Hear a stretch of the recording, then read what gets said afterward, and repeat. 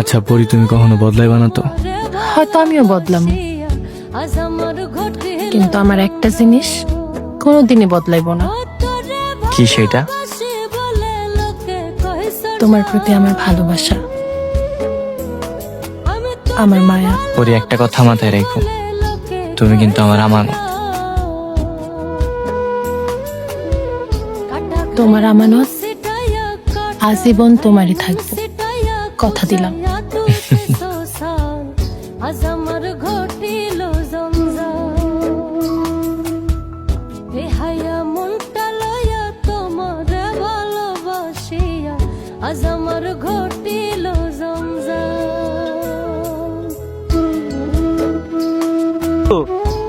তুমি কই?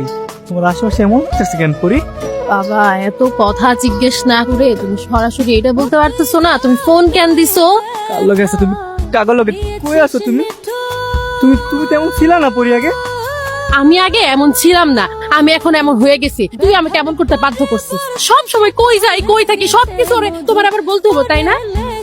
তোমার একটা চাও আমাকে, আমাকে আর তোমার একটা পারবো না। আমি নিজের লাইফটা নিজের মতো করে চালাইতে দেখে এত কথার জবাব আমি দিতে পারবো না। পরি তুমি এগুলো কি কি কি করতেছো? তুমি এগুলো বলতে বল, তুমি তো এরকম ছিলা না পরি। নূর, নাটক করবা না একদম। তোমার এই চেহারাটা দেখতে আমার একদম মন চেতেছে না। তুমি আমার আর ফোন দিবা না, হ্যাঁ একটা।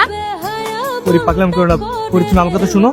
তুমি তুমি এগুলা বাদ দাও, তুমি এরকম তো ছিলা না পরি। তোমার কি হঠাৎ করে?